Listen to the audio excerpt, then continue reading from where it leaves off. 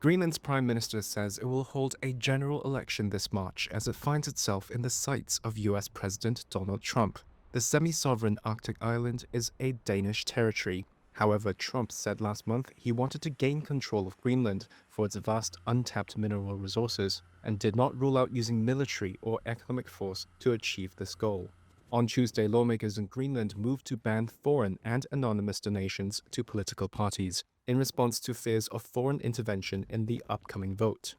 This week, Greenland also tightened rules on foreign real estate and property investments.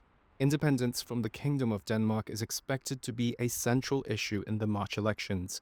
All 5 parliamentary parties support independence, while differing on how and when it could be achieved.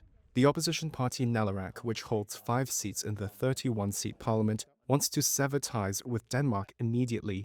Pelle Broberg is its leader.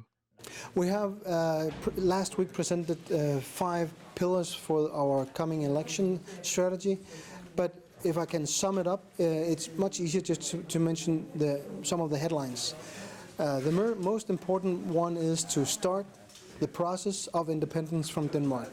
A recent survey showed a majority of Greenlanders would vote for independence if a referendum were held now. Liv Aurora Jensen, a candidate for the left-wing Inuit Ataqatigiit party, says many Greenlanders are exasperated by the lack of development in Greenland, with its economy heavily relying on Danish grants.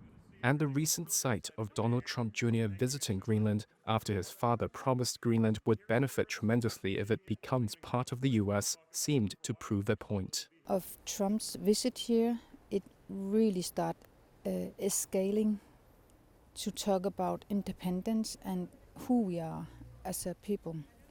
And I think it was a shock for Denmark, I think the Danish government and the Danish people woke up because the biggest country, the biggest power in the world came and said, we want to have Greenland because you cannot take care of it. You cannot develop it. Greenland has been controlled by Denmark for centuries. In 2009, the island was granted broad self-governing autonomy, including the right to declare independence from Denmark through a referendum.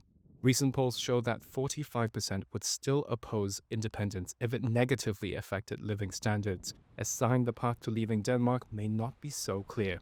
In response to Trump's interest, Danish Prime Minister Mette Frederiksen said on Monday that Greenland is not for sale and reiterated it remains a part of the Kingdom of Denmark.